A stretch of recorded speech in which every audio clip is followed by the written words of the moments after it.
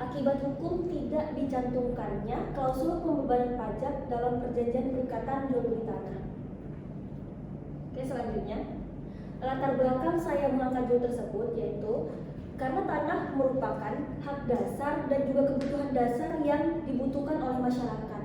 Nah, karena masyarakat semakin pesat dan bahkan pembangunan di Indonesia, proyek strategis nasional itu semakin meningkat, maka transaksi jual beli tanah itu semakin masif.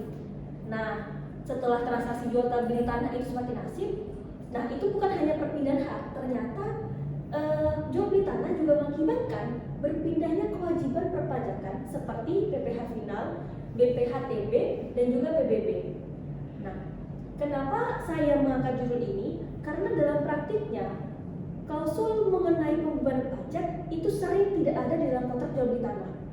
Padahal kalau kita ketahui dalam kontrak jual beli tanah tidak adanya klausul pembebanan pajak itu bisa menyulitkan para pihak, salah satunya di kemudian hari, karena bisa jadi dalam realitanya tanah yang dijual itu mempunyai beban pajak yang belum dibayarkan, dan juga terkadang penjual tidak mau menanggung pajak yang harusnya ditanggung oleh si penjual. Nah, itu kan menjadi kerugian di salah satu pihak. Selanjutnya, urgensi penelitian saya. Urgensi saya mengangkat judul tersebut yaitu yang pertama, ketiadaan klausul pajak dapat menyebabkan kerugian perdata bagi pembeli maupun penjual. Seperti yang sudah saya singgung sedikit di awal tadi, tidak adanya klausul pajak dalam kontrak jual beli tanah itu dapat menyebabkan kerugian perdata. Mengapa? Karena tidak semua tanah itu tidak tertanggung beban pajaknya, karena kan seperti diketahui tanah itu punya pajak yang harus dibayar. Jadi kalau tidak ada klausul yang dicantumkan secara jelas di dalam kontrak, itu bisa menjadi sebuah masalah yang akan datang bagi salah satu pihak. Kemudian masalah ini berkaitan langsung dengan aspek pasal hukum dalam kontrak. Jika tidak dicantumkan klausul pajak, otomatis tidak ada kepastian hukum dalam kontrak tersebut. Karena tidak ada, maka hal itu tadi yang saya singgung bisa menjadi masalah di kemudian hari. Selanjutnya, mengapa penelitian ini penting dilakukan? Karena transaksi tanah di masyarakat itu terus meningkat. Seperti yang saya bilang bahwa dulu mungkin tanah itu hanya untuk bercocok tanam dan bahkan masih banyak hutan. Tapi sekarang dengan populasi masyarakat yang semakin meningkat dan juga banyaknya proyek, tentu akan masifnya juga transaksi jual beli tanah di masyarakat. Sementara pemahaman perpajakan yang ada di masyarakat itu masih minim. Jadi alasan itu yang membuat saya mengangkat penelitian tersebut. Selanjutnya, dalam penelitian ini saya memiliki dua rumusan masalah. Yang pertama, bagaimana akibat hukum tidak dicantumkannya klausul pembebanan pajak dalam PPJB tanah terhadap kewajiban pembayaran PPh final dan tunggakan PBB.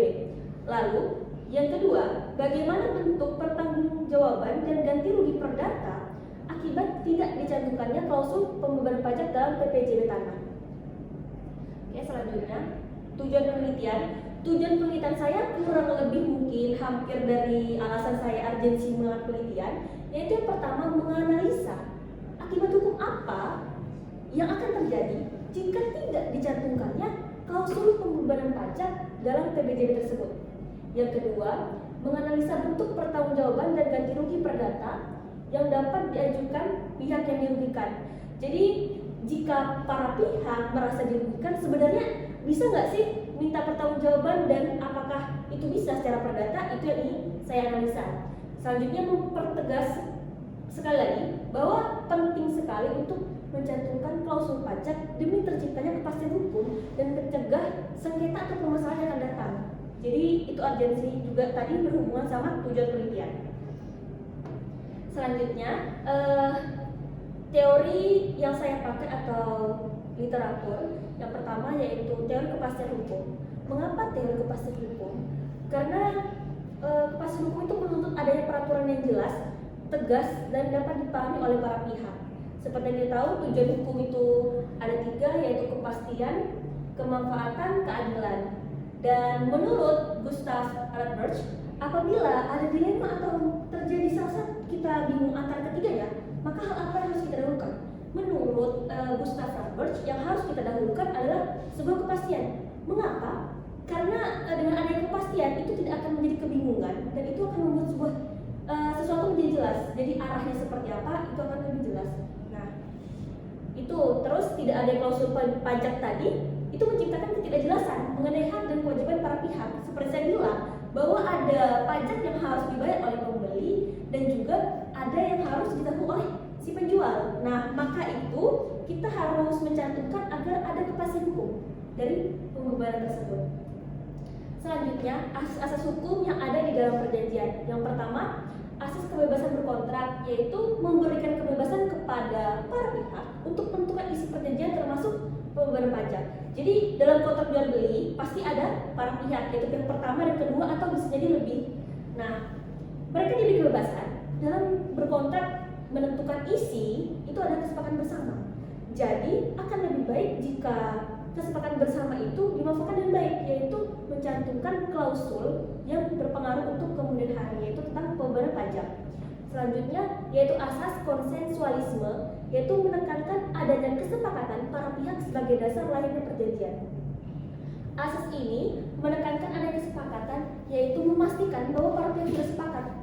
Jadi kontrak itu sudah disepakati oleh para pihak keduanya. Selanjutnya asas fakta sunt servanda dan itikat baik, yaitu mengharuskan perjanjian dilaksanakan secara jujur dan bertanggung jawab.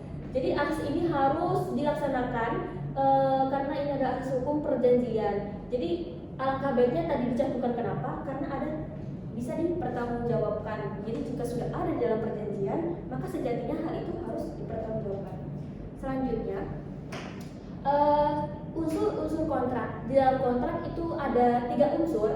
Yang pertama itu unsur esensialia, yaitu unsur pokok yang wajib ada agar kontrak ini sah.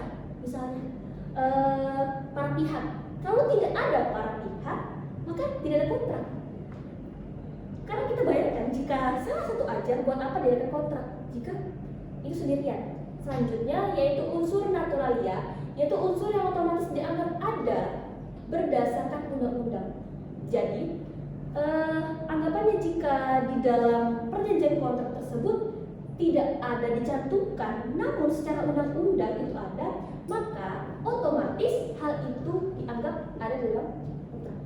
Selanjutnya yaitu unsur accidentalia, unsur tambahan yang disepakati para pihak termasuk klausul pembebanan pajak.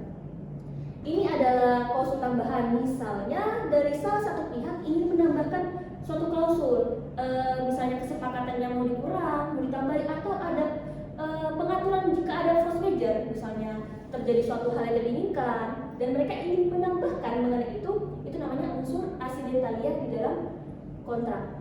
Oke, selanjutnya masuk kepada metode penelitian. Jadi metode penelitian yang saya gunakan yaitu metode penelitian hukum normatif, di mana metode penelitian ini tidak mengharuskan saya untuk turun langsung ke lapangan, tapi dengan menggunakan beberapa pendekatan, yaitu pendekatan perundang-undangan, konseptual, dan kasus, di mana saya melakukan analisa, membaca literatur, yaitu perundang-undangan dan juga pendekatan kasus dan juga pengonsepan.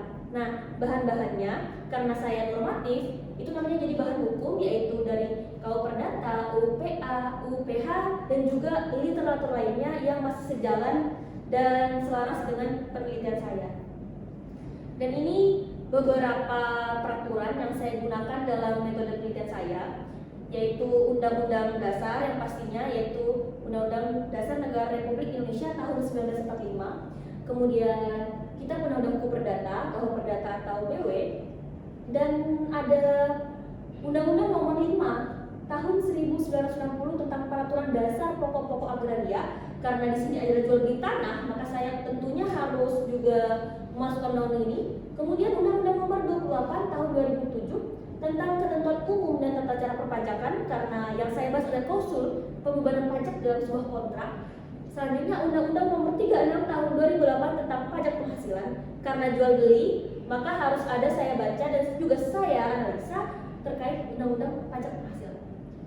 Kemudian Undang-Undang Nomor 20 tahun 2000 tentang biaya perolehan hak dan atas tanah bangunan, sudah jelas karena tentang tanah otomatis ini juga masuk. Dan ada Undang-Undang Nomor 12 tahun 1994 tentang pajak bumi dan bangunan. Kemudian Undang-Undang Nomor 2 Tahun 2015 tentang Jabatan Notaris.